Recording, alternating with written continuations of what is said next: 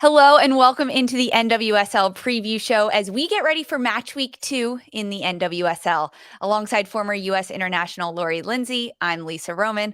Lori, match week 1 provided us plenty of entertainment, record-breaking attendances, celebrations, PKs, worldy goals, and a little bit of VAR, which is new this year in the NWSL. Video assisted referee. It's brand new, and it took until our 6th game of opening weekend for us to see VAR implemented. And there are 4 situations in which VAR can be used in a game, whether it's a goal, no goal, a penalty or no penalty, a red card, or the case of mistaken identity. And this is groundbreaking for the NWSL because they become the first professional women's league to implement VAR in every single one of their matches. So, Lori, for you, why is adding VAR a bonus and a positive for the NWSL? Well, I think just in general, one, it's always lovely to be able to be the leaders in something, and for the NWSL to like step out and say, "Yep, this is what we want." But I also think when you look at this league, the margins are so fine between the teams, and we've had some calls previously that have essentially cost a lot of teams. Yeah. So I think as the league continues to be on the forefront, as you mentioned, attendance, just the quality of play. As we get even more teams in there, it's necessary. It's the next evolution of the game. And it also just allows to be able to cut out, hopefully, some question marks, right? That could have gone either way. Yeah, it cuts out some question marks, but it also raises some controversy with Yeah, fans, it really does. which will happen any league that this is happening in and across the NWSL because these fans are so passionate. And that's why we love them. And this week, the NWSL fans get even more action. All 12 teams competing in match week 2. Lots of competition across the board. There's 5 matches on Saturday, only 1 on Sunday to round out the weekend, but plenty of action. Lori, for you, which match is one that you've got circled on your calendar? Yeah, the home opener, excuse me, for Kansas City and Portland is a rematch of the championship last year. Both of these teams coming in a bit of a different position. You have the Portland Thorns, who retained the majority of their personnel. I think it's the second most, just behind OL Reign. So a very familiar squad. You get a Crystal Dunn back into the starting lineup. And then at Kansas City, one of the most aggressive teams in the offseason. You and I've talked about that before. The players that they've recruited, Dabinia in particular, you get Michelle Cooper was their number 1 draft pick. So a lot of new faces and some injuries that we saw play out this past weekend. So, even though it's a rematch, I still think it's going to be an incredibly competitive match, especially with Kansas City playing at home, looking to see if they can best their attendance record, which is just over 10,000. So, yeah, there's going to be a lot of elements in this game that I'm really looking forward to. For me, looking at this upcoming weekend, Chicago Red Stars against the Houston Dash. This is a matchup I am thrilled to see. Chicago's coming off of a 3-2 loss to San Diego, so they didn't pick up any points in the opening week, but they had a lot of positives. Mallory Swanson gets on the board. They scored 2 of their goals in the first half. However, they struggled on corner kicks, a place that Chicago has struggled with in years past, and it looks like that's carrying over this year. There's also a goalkeeping mistake on one of the goals. But those are all fixable things: set pieces, corner kicks, goalkeeping mistakes that Chicago can really shore up.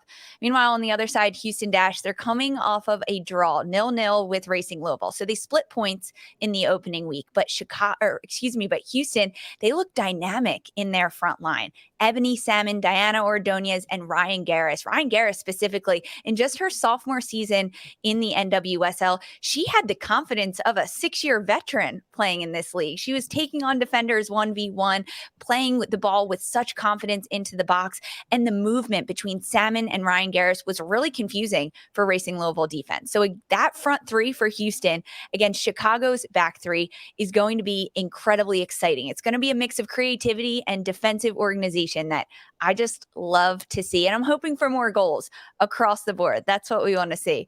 Lori, for you, when you're looking at Kansas City and Portland Thorns, Kansas City looking for their first win. They did deal with a number of injuries in this first week of NWSL play, but which players need to step up for the Current this week? Yeah, I'm really looking at Alex Loera, because when you look at this team for Kansas City, missing a number of players, but still having some of their some of their experienced players in there. Loera will be a second year on this team.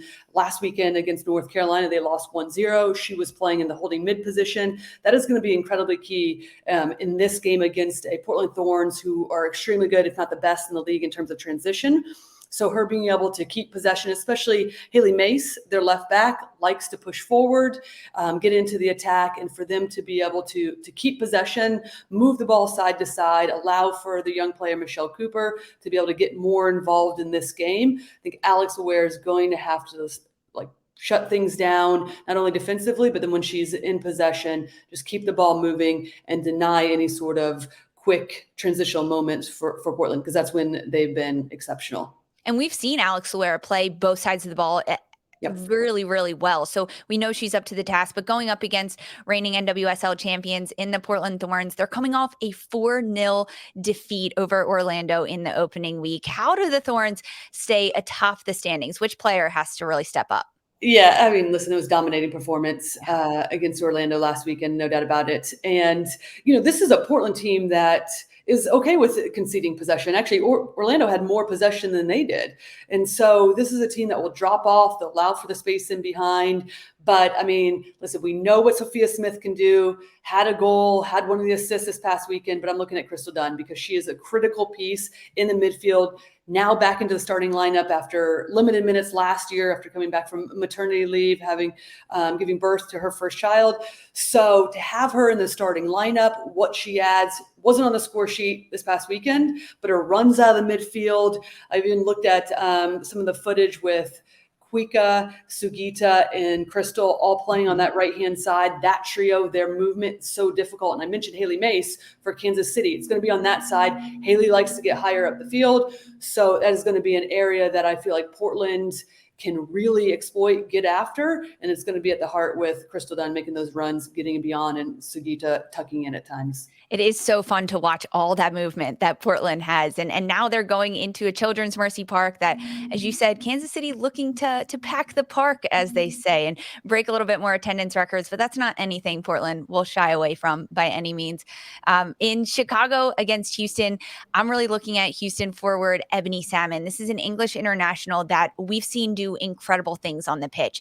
In opening week of the NWSL, Salmon her off-ball movement was fantastic, but she didn't have enough sauce on some of her shots to find the back of the net. And that's where Houston needs to step their game up. They had no goals last week on over 15 shots that they took. So can Ebony Salmon be more clinical in the final third, get those shots, whether they're from distance or on crosses into the box, and her partnership with Diana Ordonez, Ryan Garris, Maria Sanchez, whoever else slots into that front line for Houston, that's where the play is going to be the most crucial for Houston, and really how they're going to attack against a Chicago defense. There are plenty of games across the NWSL this weekend, and it all starts on Saturday at 12:40 Eastern with a rematch of the 2022 NWSL Championship with Portland Thorns against Kansas City, and those games run through until Sunday. You can catch all the NWSL action across CBS Sports platforms.